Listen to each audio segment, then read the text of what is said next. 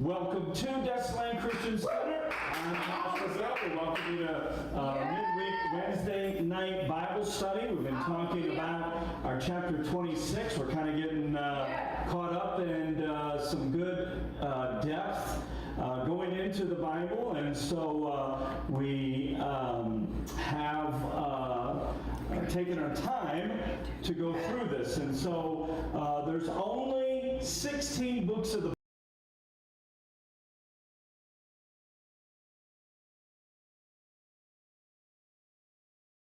26 is about total obedience. Leviticus 26 is about following God's commands. Numbers 26 is about being fair to other people.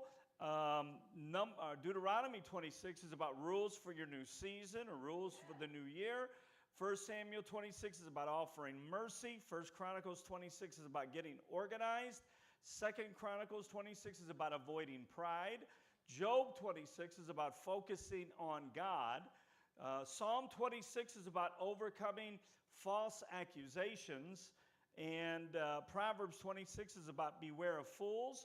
Isaiah 26 is about perfect peace. Boy, that was a good little study on Isaiah. And then Jeremiah, where we ended off last week, is about judging prophetic words. Now, the word that Jeremiah gave in Jeremiah 26, it warned the people of prophets who promised easy escapes and quick fixes. So it's worth reading Jeremiah. I didn't even get to that last week because we talked about so many other things. But in Jeremiah 26, he warned people. And I'm telling you what, I go through some of the TikTok stuff and I see some of these videos, and I'm seeing more and more people, more and more preachers, more and more leaders in the church just totally backsliding and, turning on God, not living for the Lord anymore. And so it really is a great chapter because there is no easy escapes. There is no quick fixes in the kingdom of God. Especially if you've done bad for 20 years, one prayer, one church service, one altar call is not going to fix 20 years of bad, a bad behavior. And so you have to accept that. We want everything to turn around overnight. Well, even if you say the past 6 months or the past year, you've been doing bad. It just don't get fixed in one day, one service, one prayer meeting, one altar call. It would be nice if it did, but it just doesn't. Yeah. And so God told Jeremiah to tell the people, he really told them 4 things. He said, now this is while you're in exile. He told them, I want you to settle down. He told them, I want you to build homes. I want you to plant gardens. And then I want you to marry and have children. Wow. Now think about that. 4 things. Now he could have told them all kinds of things. Could have told them more than 4 things. He could have told them different things than these 4 things. But he told them you need to settle down. Don't get in a hurry. Don't get all nervous that you're in a foreign land. Don't get exiled. Don't get upset because you're exiled. Yeah. He said just settle down. Just settle down where you're at. Part of our problem in the church as a whole is that people don't ever settle down and they never settle in. Right. And so even in your marriage, just settle in. Just get some things worked out in your head, get some things worked out in your life, and don't always look to be moving around. Build your homes, plant your gardens, and marry and have children. That's what he told them. And so I thought that's kind of unusual for a prophet like Jeremiah. Now remember, God told Jeremiah not to go to what? A wedding or a funeral. And the part of the problem with Jeremiah is that Jeremiah may not have even got a high school education or its equivalent at the time because he dropped out of school in order to follow the prophetic call. So when you think of Jeremiah, here he is, 17, 18, 19 years old when he was called, did not finish school, whatever, that, entailed back then. Go be a prophet. Don't tell people what they want to hear. And then he told Jeremiah, don't marry, don't go to a funeral, don't go to a wedding, you just serve me. Now, if you get that news when you're 18 or 19, that might be a little upsetting. If you've never been married and you're 50, hey, you're probably happy the way it is. But if you are looking forward to something and you feel like it's taken away, that's that's a little bit more difficult to swallow, okay? And so you wonder why he was the weeping prophet. It was for more than one reason, okay? But Jeremiah is about judging the words. So would that be a good word that God told Jeremiah? If Jeremiah tagged God's name on to that word and said, Jeremiah told the people, settle down, build your homes, all while you're in exile, plant gardens, and marry and have children. Does that sound like something God would say? Yes or no? Of course, yes. Okay. God's about settling down, settling in. He's certainly about building. He is about planting, and he's about reproducing.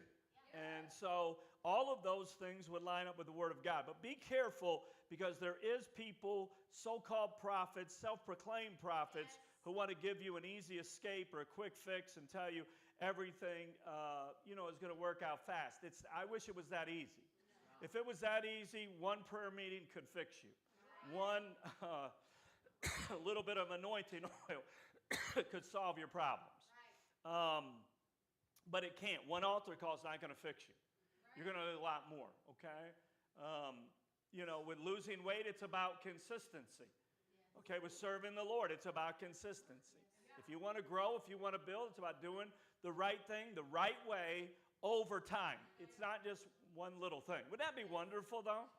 I mean, hey, today we're having everything's going to get fixed today. So if it's broken, we're fixing it before you leave service on Sunday. It doesn't work that way, though. So you can't so bad for 6 months, a year, 5 years, 10 years, 20 years and expect one service to fix it. It just doesn't happen.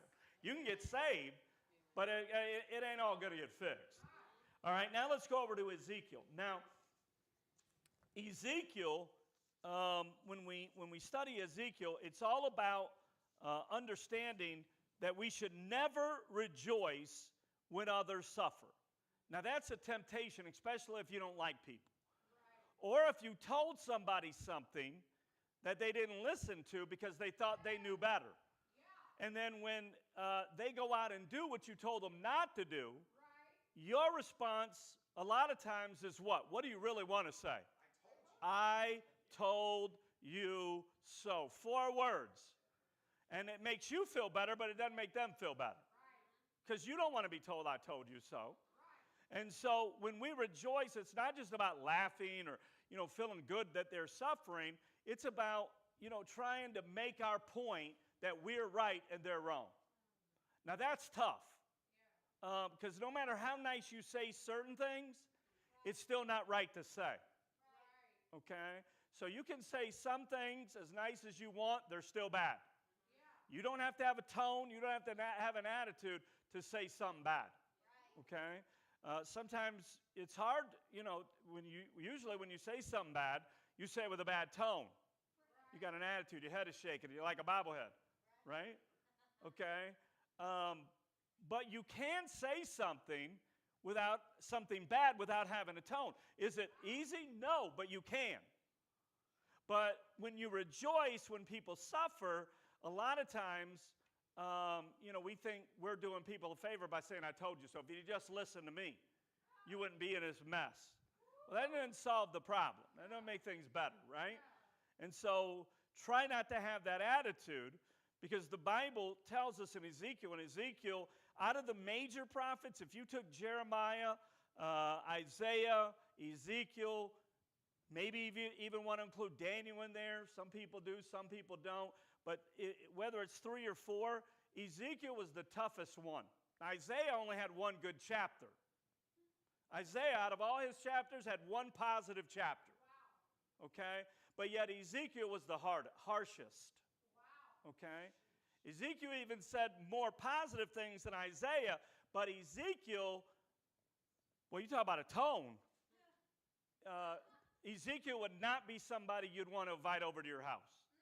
He don't want to be. He would not want to be somebody you go out and eat with. Matter of fact, none of them would. You go with Jeremiah, he starts crying. Okay? Isaiah, you wouldn't even get to eat because he'd be praying and prophesying to you. And Ezekiel would make you feel so bad that you're eating what you're eating, you'd want to quit eating. Okay?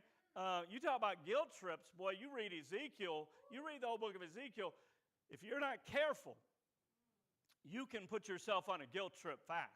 Because like, okay, you're right, I'm going to hell. I am no good, I am evil, I am bound, I am wrong, there's nothing good, I am never going to amount to nothing, I am just a horrible person. Which isn't the truth, but that's how you feel, okay?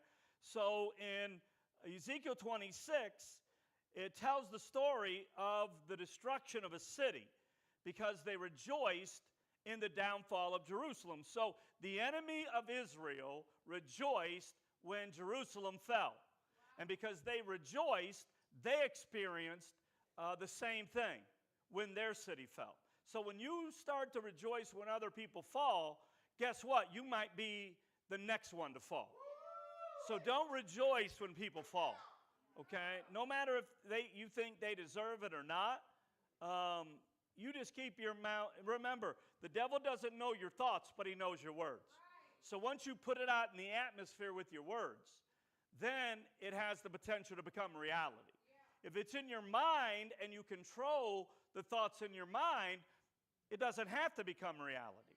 Okay? Now your thoughts can rule you because remember what Job said, the thing I feared the most has come upon me. Okay? So you dwell on it long enough, you can cause even your thoughts to be made manifest in reality. Okay? So you don't have to think about it long, but if you think about it long enough, you will manifest it. But definitely when you speak it out of your mouth, you're going to create whatever you speak. So you don't just, people say you are what you eat, you have what you speak. So if you want bad things, keep speaking bad. Keep telling everybody how bad you are, okay? And if nobody else says anything good about you, you don't control other people, you control yourself, so you start saying it. I had to learn that. When I was young, nobody had anything good to say about me. I had no friends. I had one friend, and he didn't like me half the time. His name was Franklin Goodner. Now, how do you remember a guy named Franklin Goodner? But that was his name, Franklin Goodner. And in the projects complex that I was raised in as a kid, Franklin Goodner. I didn't even like him. He didn't like me, but we were friends. Seriously. And so, because Tyre was the name of the city, because they rejoiced when Jerusalem fell, they ended up falling. And God warns the city that they'll be completely destroyed and sunk into the sea. Now, does anybody, I don't know, some of these things, there's always people in my ear about all these conspiracy theories, I don't care what it is. There's always something, okay? And about 20 years ago, somebody told me that California, and I want to know if you've heard this, is falling into the ocean about a foot every year. Has anybody heard that? Anybody ever heard that? Yeah. Well, it's a foot a year. Now it's sort of, I guess, rumor is it's fallen in more per year. So, but at 20 years ago, we'd already been in the water. But reality says we were 45 minutes from the beach 20 years ago. We're 45 minutes from the beach today. Okay? Google does, just to confirm what you're saying, it says California's coastline is eroding at varying rates, with some hotspots losing more than 16 feet of cliff top per year. Okay. Now, I don't know why you get cliff top from an ocean, but it is what it is, So half the stuff I don't know. But the bottom line is, you hear these things, but when I read that in Ezekiel, it says you'll be sunk into the sea. I'm going to swallow you up. Because you came against my people. You came against Jerusalem. And the Jews are God's people. So if you don't like that, I don't know what to tell you. It can't be changed. But now, we are part of God's people. So in the Old Testament, it was just the Jews. Remember, Jesus even said to the woman, woman, what do I have to do with you? I am here for the Jew first and then the Gentile. My time has not come for the Gentile. Okay?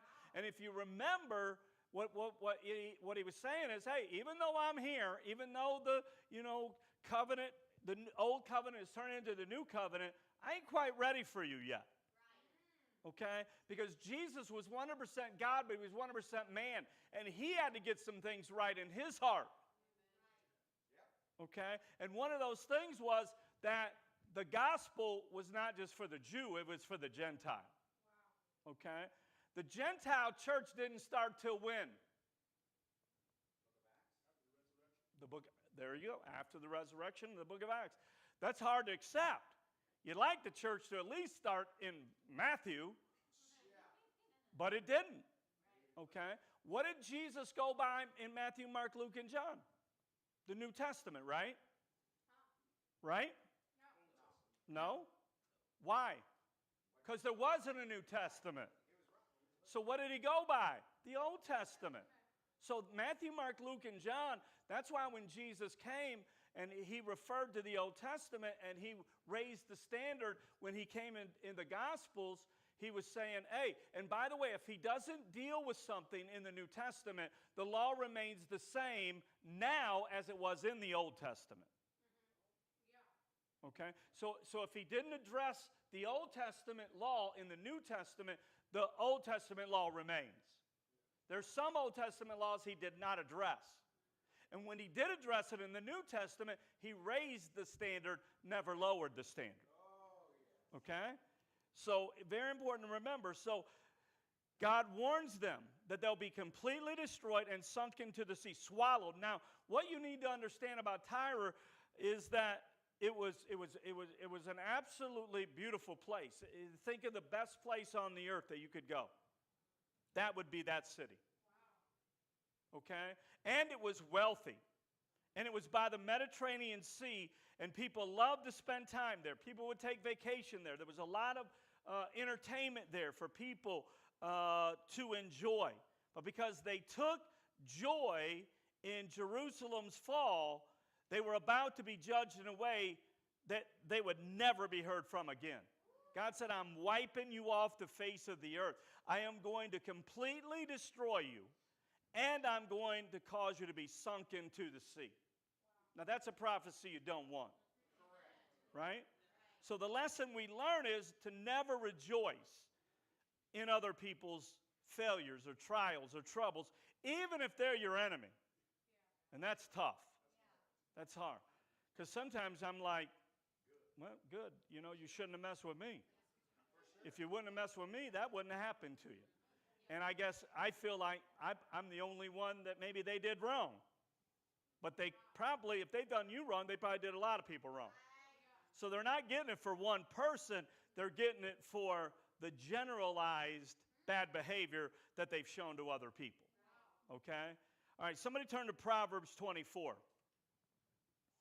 Proverbs 24, verses 17 and 18. And then somebody else turn to Proverbs 17:5. Proverbs 24, verses 17 and 18. Somebody read that. Proverbs 24, 17 and 18. Do not gloat when your enemy falls. When they stumble, do not let your heart rejoice. Or the Lord will see and disapprove and turn his wrath away from them. So he'll turn his wrath away from him, and he'll turn his wrath to you. So not only does he turn away, he said, okay, you think it's funny? Well, let's give you a little taste of their own medicine. Okay? All right, Proverbs 17:5. Somebody read it.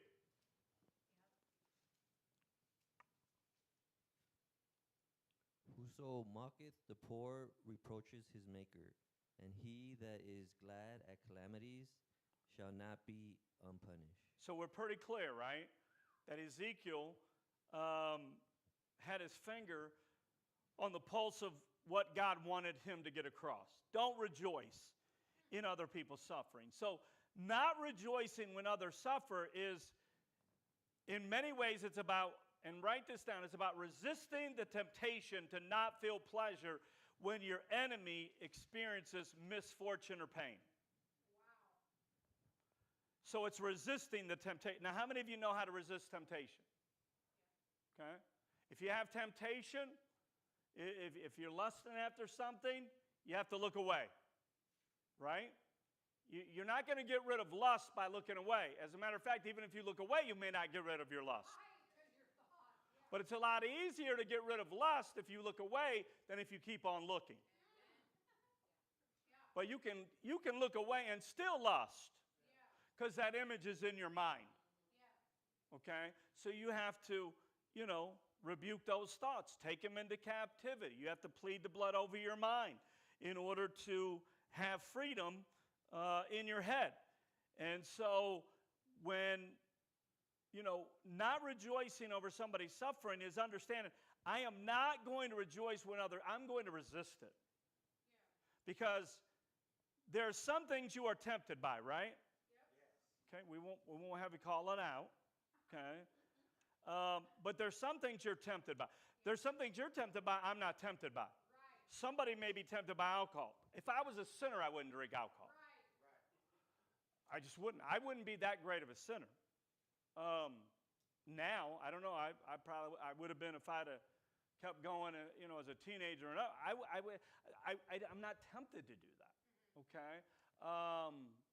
Drugs, not tempted to do drugs. There's certain things I'm just not tempted to do. Okay. You might be tempted in areas I'm not. I may be tempted in areas you're not. You may look at me and say, well, how could you be tempted in that area? That's kind of weak. Or I may look at you and say, well, that's kind of weak that you're tempted in that area. You ought to be stronger. Okay?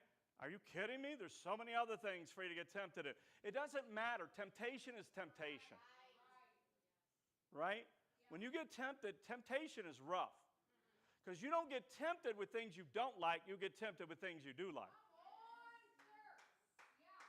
Okay? I don't get tempted to have breakfast.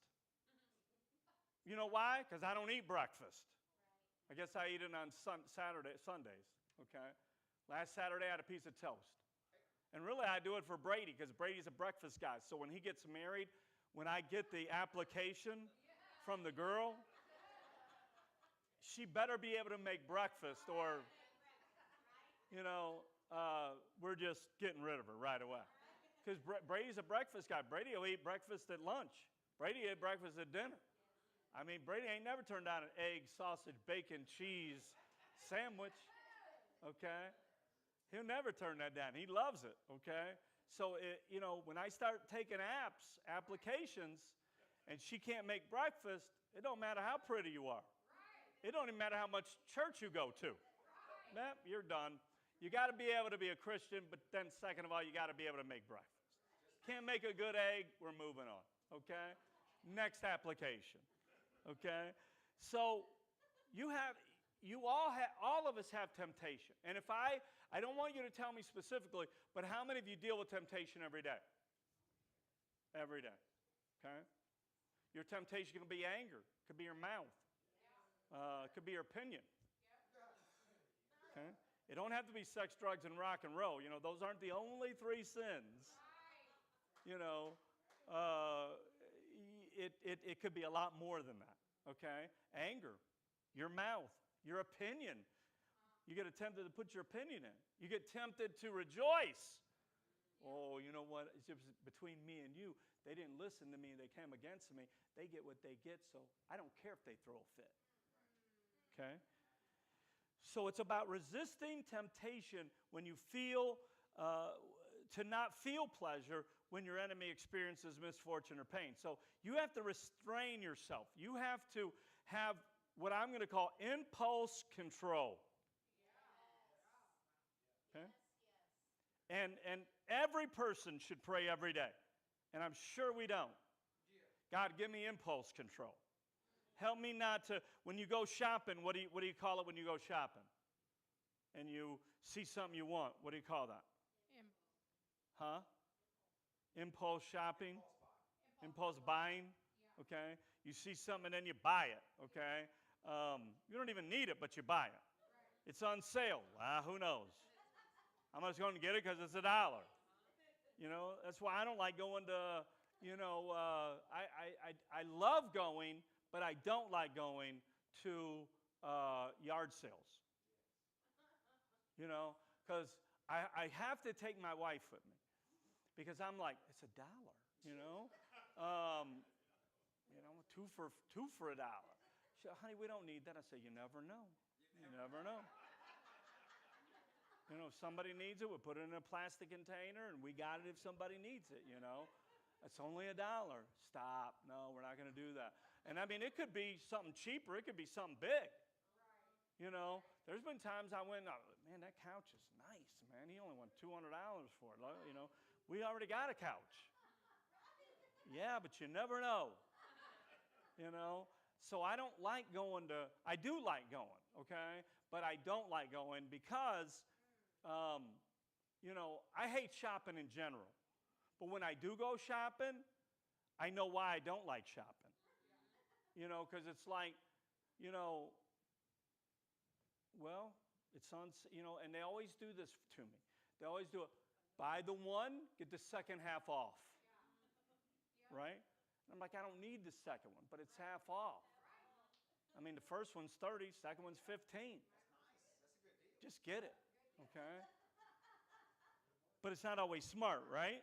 Okay, so you have to have impulse control. Start praying tomorrow. Start praying tonight. God, give me better impulse control. Because being impulsive is not a good Christian characteristic. Okay? Now, spontaneous, impulsive, listen to me, curious. Okay? The Bible said curiosity killed the cat. I don't care about the cat. I care about the curiosity that got Adam and Eve kicked out of the garden. I was going to say garden, like I'm from Boston. Okay? But you see what I'm saying? Who cares? I don't care about, but curiosity is what destroyed Adam and Eve. Okay? And so when you're impulsive, you're curious. Okay? When you start getting spontaneous, okay, it's curiosity. And you got to stop because it's going to hurt you. Okay? You know, like I remember one time, I don't know if it was my wife or if I was counseling somebody. I think it was somebody else, but I don't know. My wife is somewhere involved in this. I don't know. But somebody had said something about why can't, and it wasn't her to me because I'm perfect. But just kidding. You thought I was serious, right? But somebody said, he's not spontaneous. And he's just not a romantic person. Okay? And I thought to myself, well, what is romance? Is romance spontaneity? Is all romance where you just off the cuff think about it? Or is romance where you plan ahead? So I planned that Valentine's dinner to go to Ruth Chris, so I didn't show up and we had to go to McDonald's. Right? So we plan ahead. So is it any less romantic that I plan instead of just spontaneously going and doing it? Because if I spontaneously do it, I may not get a seat on Valentine's. Okay? There's some days they tell you to plan ahead before you go to a restaurant. Unfortunately, Easter's one of those now. I remember when restaurants were closed. Petty, you remember. Restaurants, I remember when car dealerships were closed on Sundays. Right? There was never a car. I remember when bars couldn't open until noon on Sundays. It was a law. Okay? Now, that's part of lawlessness, by the way. Okay? Because there's less of the law. So when we talk about Ezekiel, don't mock, don't make fun of, don't rejoice when others fail. It displeases God. When you insult others, you insult God. So the Bible says, rejoice with those who rejoice and weep with those who weep. Okay? All right, now there's only 2 New Testament books that have a chapter 26. One of them is Matthew. And Matthew 26 is all about success through surrender. Now, you want to hear something cool? I I do a lot of sermons, okay? So I did a sermon 2 years ago, okay? And I'm probably going to preach it this Sunday. I didn't preach it, I just have it, okay? So I didn't preach the sermon. I just wrote the sermon 2 years ago and had Autumn type it. So I said, Autumn, can you find the sermon that I had you type? Today I asked her. So she found it. She said, yeah. She said, and it's from Matthew 26. And you did it 2 years ago. She said, I got every hair on my body standing up. She said, you waited 2 years till we got to Matthew to do that. I said, well, I didn't plan this. She goes, I know. That's what's crazy. Okay. Huh? On the 26th. Yeah. So it's kind of cool that, you don't know. And see, it's just kind of like God to give me words that I don't preach until a certain season or time. There's still prophecy. It's becoming smaller and smaller, but there's still prophecy in the Bible that is not yet fulfilled. Does it mean it's any less real or important, or it's not going to happen because it hasn't happened yet? No. Just because it hasn't manifested yet doesn't mean it's not going to. Okay? We have to understand, all prophecy, whether you like this or not, is conditional. So it will not come to pass if you don't meet the conditions. A good prophecy, a godly prophecy, if a godly promise or a godly prophecy does not have a condition, it's not from God. So you want to review a prophetic word? Go ahead and document that word, like on audio tape or whatever you do now. I don't even know how you do it, okay? Or put it on paper. I'm old enough, and I've been a Christian long enough to remember when people would bring tape recorders to church. Remember that? Okay? And they'd tape everything. They wouldn't buy nothing. They was cheap, okay?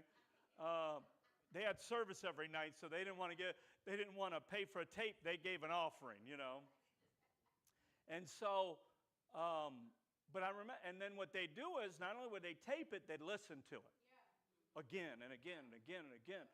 And one of the things I think we don't do a good job at is understanding the importance of learning that in our life.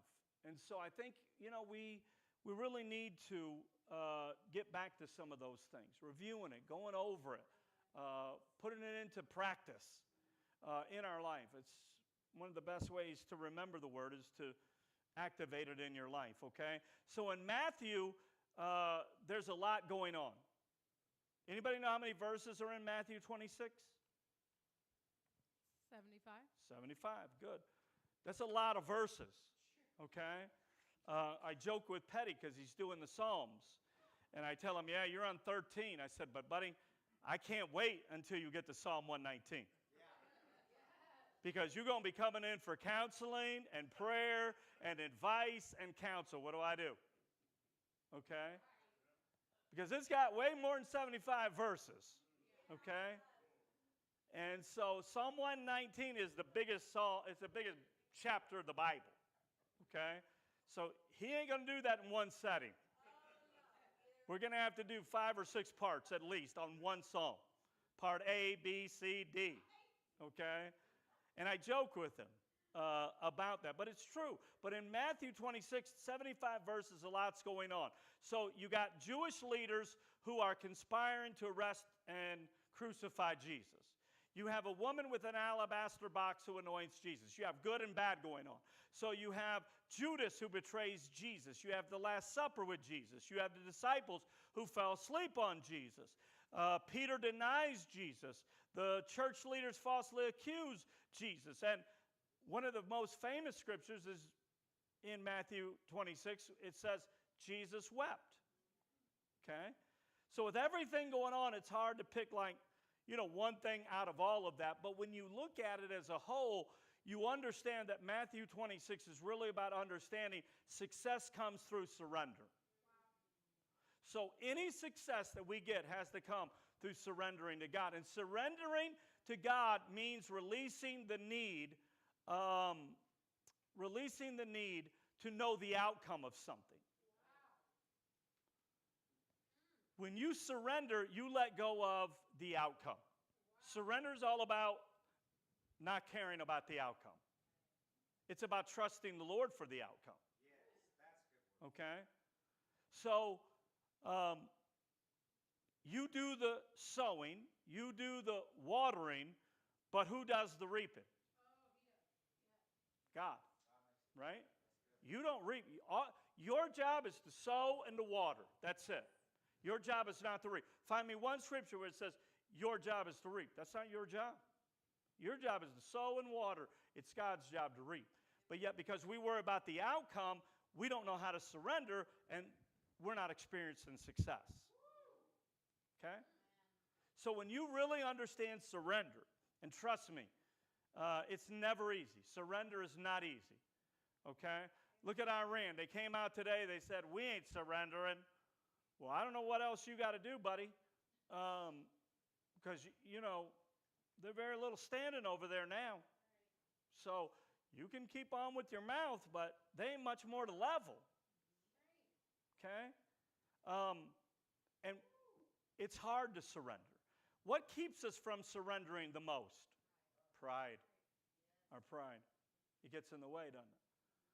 And so, if we don't learn how to release the need to know the outcome of something, not only will we not trust God, not only are we not surrendering, but you're never going to experience success. As long as you want know the outcome, as long as you want to control the outcome. When you do something, okay, you don't worry about the outcome. You do it because it's the right thing to do. If I write a book, it ain't about how many books I sell. It's about I'm obeying God. It's not about the outcome. So if God tells me to do something, hey, then I do it. I don't worry about it. I leave the outcome to God. Nobody buys it? That's fine. I don't care. I'm not doing it for them. I'm not doing it to make money. I'm not doing it to have another book. I am doing it because God told me to do it. And so, sometimes when we do things, we have selfish reasons for doing them. Can we be honest? Okay? So we have to make sure we get self out, because you can't surrender with any bit of yourself in surrender. You can't. You got to let go. And I know you're getting this when I say you got to stop controlling the outcome. Because you think, well, if it doesn't happen like this, or if I don't sell this many books, or if I don't have that happen, then I'm not successful. And that's a lie. Okay? I've always told my wife for 27 years, I've known her for 28, we've been married for 27. And so I've always told her, all you can do is the right thing. You just do it the right way. And if somebody tells you you're not doing good, make sure you're doing it so right before they complain that when they complain, you don't let their words negatively affect you, because you know what you're doing is right, and you're doing it the right way. Okay? So, Pete, you can say, well, you're a bad dad. You're a bad pastor. Say what you want to. It doesn't really affect me. I don't want you to say it, but I know what I do. I don't need your affirmation to feel good about who I am, because I'm doing stuff in private that you have no idea. I don't do it to be noticed. I don't do it to get recognition. I don't do it to get financially prosperous. I do it because it's the right thing to do. But when you want to control the outcome, you always want to control the outcome for selfish reasons, okay? When me and my wife first got married, my wife's cleaned the house for, once a week, every week for 27 years, okay? She's cleaned it every week, okay? She used to be more on the side of when I came home, because she would clean when I wasn't there, but when I came home, if I didn't recognize something, oh, buddy, it hurt her feelings. It made her mad. Because what I was good at was not finding the good. I was good at finding the one thing she didn't do.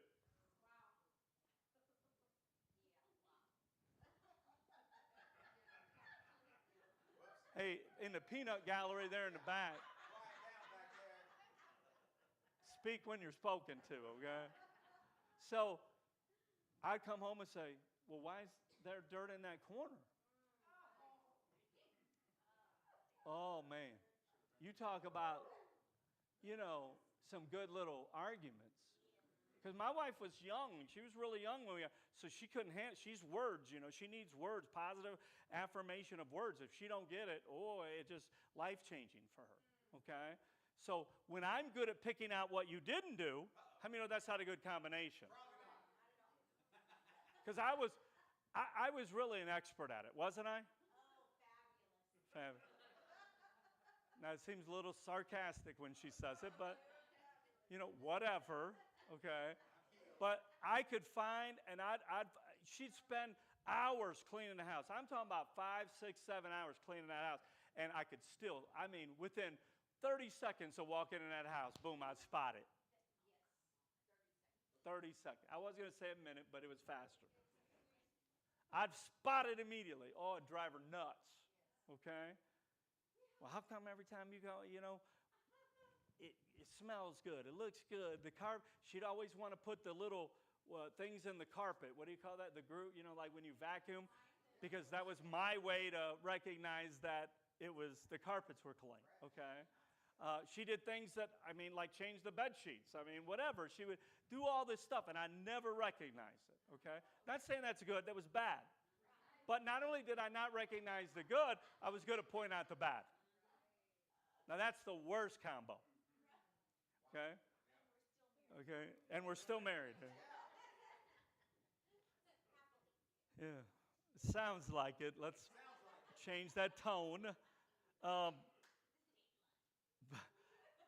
But you got to, I told her one day, I said, listen, who are you cleaning the house for? For you. I said, well, don't clean the house for me. She said, well, you said you need a clean house. I do. But you need a clean house too, right? So you don't just do it for me, you do it for us. Yeah. So whether you get praised or not, you just do your job. You do what you're supposed to do, and if you get the pat on the back, it's a bonus. Yeah. That's easy for a guy like me to say. Yeah. It's not easy for a girl like her to receive. Right. Because she wants that, okay? But don't ever do something to get praise or recognized or give certificate or your name mentioned. Matter of fact, just do things in such a way where if you don't get praise from man, know that that's being credited to heaven. So when you get there, you'll get your reward from God if you don't get it from man. Okay? When they come in for the praise team, they don't just show up on Sunday, right? You don't just show up on Sunday and hope it all goes well. Hail Mary, Mother of Grace. Do you do that? You practice. They've done songs before. They still practice. Right? Okay? And same song, right? Same chords, but you still practice the same song. Okay? Yeah. And the difference between singing and preaching is you can sing the same song every other week. If I preach the same sermon every other week, then you'd notice. Not that I'm bitter, Okay? But submission. Tell me something. If you're submitted to God, if you're surrendered to God, what would it require?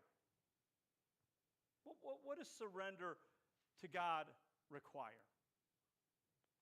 The big thing was, to me, you got to stop wanting to control the outcome. But what else would surrender mean? Loving God. You don't surrender to anything you don't love. Okay? Willingly, right? Like if you're, anybody can force somebody to surrender. Okay? Do you force Gina to surrender? Tell her, I'm the man, beat your chest. Tell her what your nickname was when you was a kid. Say, you will bow. You will kiss my ring. Do you ever say that? Not lately? Okay. All right. Not since you come here. Okay. You got delivered. Okay. So you don't willingly surrender to anything or anyone you don't love. Because we are too stubborn. We're too prideful. You don't even want to surrender to people you love. You don't want to admit you're wrong, let alone surrender. I love you, but I ain't surrendering. I'm a woman, and I'm a grown woman. I'm not just a woman, I'm a grown woman. Tell me what to do, right? What else would it require? Obedience. Good, good. What else? Okay, good. Trust. Trust. Beautiful. What else? I'm thinking dying to yourself daily. Beautiful. All of it. Okay. We mentioned pride. The opposite of pride is Humility. got to have humility if you're going to surrender, right? As long as you're prideful, boy, you're going to have problems. Okay? And so you'll never understand or like everything that goes on in your personal life, but you got to turn the situation over to God, and you can't worry about the outcome, good or bad. Okay? So if you're believing for somebody to get saved, guess what your job is? Sow, water, and let him reap. You don't save them anyway. How many people have you saved? You ain't saved nobody. I used to hear people back in the day, oh, I got 4 people saved. Okay? You didn't get nobody saved, Jack. You didn't save nobody. You might have got some people lost, but you didn't find nothing. Okay? So if you're praying, that's what it is. I can't control the outcome. So I have to trust. It was like my dad. My dad was a drunk. He was drunk every day for 17 years. So he's not only an alcoholic, he's literally drunk for 17 years straight. Okay? When I went to see him, he's drunk, drinking in the morning, 7 o'clock in the morning, already drinking pepper to stop. Yeah. Drunk, okay? I prayed, and I would cry, and beg God. And God said, your begging isn't going to change this situation. He said, you got to start believing. He said, you got to get to the point where you pray through, and praying through is about you don't beg, you believe. And when you get there, you don't worry about the outcome because you know it's already going to come out in a way that's going to be beneficial for everybody involved. So even though my dad kept getting drunk, once I got to the point where I surrendered my dad to the Lord, it didn't matter what he did because the outcome was already decided. Oh my God. The fight was fixed. I don't care. It doesn't matter. I'd walk him up 3 flights of stairs. Okay? When I walked him up 3 flights of stairs, I'd say, you're saved. You're going to heaven. F you. They cussing me out. You no good. You know, I mean, every name, bad name in the word that he could think of, he would call me. I'd lay him down in the bed, and he'd be out like that, drunk. Okay? Just passed out. See you in the morning, Dad, I love you. Jesus loves you, and you're going to heaven, like it or not. And that's what I would do. There was, I don't know, I guess this isn't really good to say, but it is what it is. He had, porn magazines. Is that how you say it? Pornographic magazines? And I would take them and I'd throw them out. What'd you do with my magazine? What magazine? You so drunk last night, you probably threw it out. Who knows what you did? Don't blame me for everything you can't find. Okay? I'd throw them out a lot because if I threw one out, he'd go buy another one. Okay? Because when you're involved in one thing, you don't just have one sin. It's kind of like we have little rooms for Celebrate Recovery. This is that room. No, just put them all together because if you got one sin, you got a bunch. Right? You got more than one sin. Okay? But you got to leave the outcome to God. So if you're praying for somebody, I've had to do that. I've had to relearn that. I'd never wanted to. I went through it once with my dad, and I never wanted to go through things with my dad again in my life. I never wanted to. And, you know, I've been put in a position where I've had to. And I've been angry, and I've experienced bitterness to God and to people and in life, but I've had to say, all right. So if somebody says, well, what about so-and-so? What about this situation? I don't care if he dies with alcohol in his breath. He's going to heaven. It ain't up to me. You don't decide if anybody goes to heaven or hell. Okay? But my dad had enough of God in him to know better, even though he did wrong. You got enough good in you. Don't judge. There'll be people who've been in church all their life. You ain't doing a lot of things wrong, and people still going to go to hell. If Jesus came back on a Sunday, we'd be shocked who'd be left behind. We'd be like, oh my God. We wouldn't worry about it. We'd be like, are you kidding me? Brother so-and-so's here? We mean, brother so-and-so, you're still left behind, Jack. Right? Who cares about brother? But that's what we do. That's how caught up in ourselves we are. So you have to, and by the way, it's not about giving up. It's about letting go. So surrender is not giving up. Okay? Everybody thinks surrender is giving up, waving the white flag. It's not. It's letting go of situations that have the potential to control you. Okay? So it's releasing the need to have the outcome. It's putting your trust in God for the increase. And it's not giving up. It's just letting go. Does everybody understand the difference between giving up and letting go? It's not like I don't care. No, I've prayed through. You don't know how many times I've cried, been upset, been mad, paced around, been up at night while other people have been sleeping, been angry, punched a pillow in the movie room because I'm so mad at God. Okay? You don't know, but he's not bothered by that because he knows me. Okay? And sometimes I got to work through those. It's better for me to work it out in my movie room than come to church and work it out. Right? Gina, what is he doing? Looks like he's punching the piano. That's why you work it out in private. But you don't give up. I don't give up on nothing. I don't give up on nobody. I don't give up on people just because they're not doing what I want them to do. I don't give up, but I got to get to the point where I stop controlling the outcome and I let it go.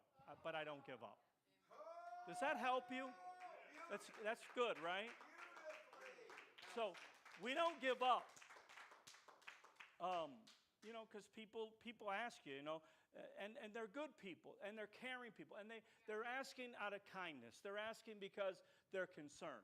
But, I've even had my wife ask, and I got to tell her, hey,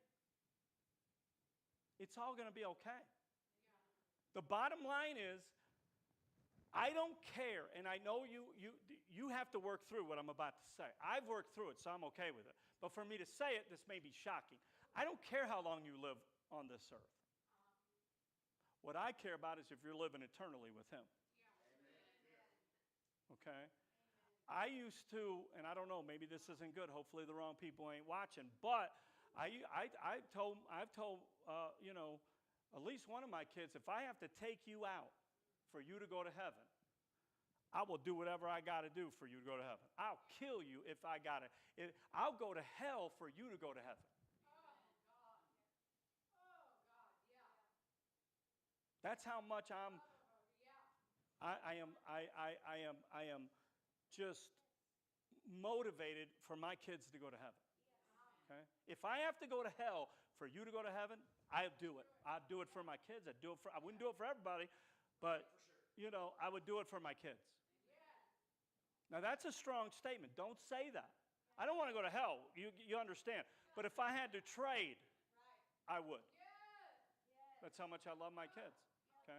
Now I don't have to, so I don't control the outcome. And is that resonating with you? Like, I got to let this go. I don't give up. I just let go. Big difference, right? It's not word semantics. Okay?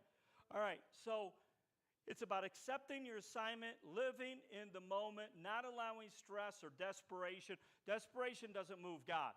No, it doesn't. It never moves God. Your faith moves God. Yes. Okay? Your desire to want to control the results of something? No. It's embracing the uncertainty of life and letting things go. They still had that commercial. They did it when I was a kid. Let go of your ego. How do you spell ego? How do you spell it? What is it? EGGO? Let go of my ego. I've always seen it as let go of my ego. Okay?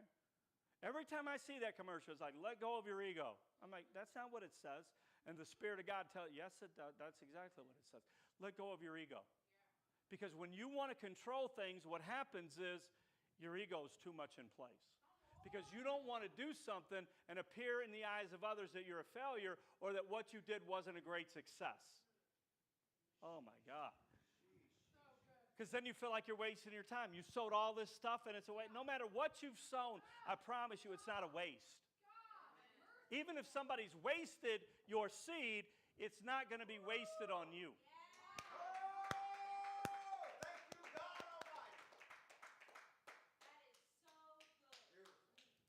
Okay? All right, I got to get done. One more. I got 3 minutes. Let's go. Acts 26 is about testifying about God or for the Lord. Testifying is about public. You don't testify privately. You testify publicly. And testifying is all about sharing it's not about giving a sermon. It's sharing your personal experience. So it's about how God intervened in your life and how God changed you. And so the number one thing about giving a testimony is that a good godly testimony highlights not all the bad you went through, but it highlights the goodness of God even when you were in the bad. Because the Bible says it is the badness of God that leads men to repentance. No? It's the goodness of God. So you're talking about all the bad stuff you went through ain't going to win one person to the Lord. But when you start talking about the goodness of God, that's what people need. They need the goodness of God. So the goodness of God leads men to repentance. So when we testify about God, it's an acknowledgement of our acceptance of Him, and it's a way for us to be held accountable with the words that come out of our mouth in our life. Because once you tell somebody you're a Christian, you just raise the standard in your life. Some of you don't even want to tell people you're a Christian. Why? Because you still want to cuss. You still want to do all those things. Because once you start testifying, it is one of the best ways to hold yourself personally accountable. Talk about accountability. Go tell somebody I'm a Christian. Then they'll start watching you. Because you may be the only Jesus some will ever see. You'll be put under a microscope. And you don't want to hear, well, that's wrong. I didn't think Christians did that. Okay. Again, you don't testify to please people. You testify to please God. And, no, you're not perfect, and that's not a reason to be imperfect. But it will help you to raise the standard in your own personal life. When you start telling people about the Lord, I go to church on Sunday, but I was at the bar on Saturday. No, you won't. You won't. And if they see you there, you lose your witness. Right? Okay. So very important for you to understand. So in Acts 26, Paul is testifying to the king. And Paul, in many ways, he's like his own defense attorney. So he's recounting his conversion. How many of you know how he was converted? How was Paul converted? He killed Christians. He did all kinds of bad things to the church. And then what happened? What happened?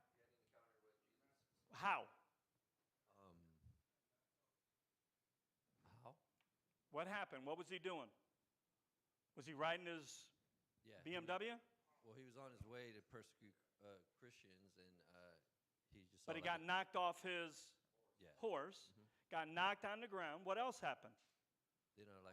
Saw a bright light, and then he lost his sight. Exactly. Okay. The scales had to be removed from his eyes, kind of like the veil being rent. The scales had to be removed. And so a lot of stuff happened. Well, you start telling that story, some people are going to think you crazy, and other people are going to buy into it, right? Okay? And so he understood that some, would probably resist the fact that his was a little bit more of a drama story than most. But he said it. And when he began to give his testimony, The king said, remember what the king said? Anybody remember what the king said? What do you say? What do you say, Jesse? The king said when Paul gave his testimony, he said, He's almost convinced to you become a Christian. almost, man, that's probably the scariest word he said out of his mouth. You almost convinced me. What if God, he stood before the Lord and said, you almost made it to heaven. Boy, that'd burn your tires, right? You almost, yeah. You almost convinced me. So, what do we do when we develop and share our testimony? Let me give you some rules real quick. Number one, keep it short. When you're giving a testimony, you're not preaching a sermon. 2 to 3 minutes. You don't need more than that. You don't need to spend 10 minutes on how bad life was and what you did. Don't glorify the devil. Your testimony glorifies God. Amen. So keep it short. Yeah. Think about your listeners. Yeah. You don't want them to get bored about your story. Second of all, keep it real. Be authentic in everything that you say. Share the truth of your story. Don't exaggerate it, but don't water it down either. Okay? Number 3, keep it structured. And by keep it structured, your testimony should be 2 to 3 minutes, and it should consist of 2 or 3 parts. It should be about before Christ. Okay? So your testimony. What happened before I came to Christ? And then, how did I come to believe? And then, how has my life changed after? So before, okay? And I want you to do that on your own this week. What is your testimony? 2 to 3 minutes. What were you doing before? Without glorifying the devil. And then, how did you come to believe? What happened? Everybody ain't going to have a story. Got knocked on my horse, man. You know, I was struck blind. You know, Jesus, the angel. I mean, that would be awesome, but they ain't all that exciting. Okay? Everything ain't that spectacular. Everything with God is supernatural. Everything with God is supernatural, but everything with God is not spectacular. Paul's conversion, both. Okay? Number 4, keep it from being too religious or overly complex. Don't be saying, come on, nobody understands your religious words. Okay? Don't use words or phrases people don't understand unless they go to church. And then 5, keep it Christ-centered. Glorify God more than you glorify your past. Glorify God more than you glorify, the devil. Okay? And so if you can do those things, you're going to develop a good little testimony. But, some people have made a living off of their testimony. They have no truth in them other than their testimony. So we send them around to preach. And trust me, I know people. Me and my wife did TBN, okay? I know some of the big ministries that are on TBN, okay? Don't be mistaken. See, I forget what I was going to say. Maybe the Lord took it out. What was I going to say? Oh, yeah. And one guy, said he was the lead singer of Black Sabbath. He was never the lead singer of Black Sabbath. He was a fill-in, and guess how many times he filled in because the lead singer couldn't do it? 0. But he was the backup if something happened, but he never did. But yet he promoted himself, and then he got saved. And so, hey, what a great story. The former lead singer of Black Sabbath got saved. So he went around and tell everybody. Well, that dude, and trust me, I knew him, okay? I spent time, I ate with him. He wasn't a Christian at Chili's. Not at Chili's. When you order a BLT, if you go to Chili's, Brady, you worked at Chili's. They have a BLT on the menu at Chili's? No. But he asked for a BLT.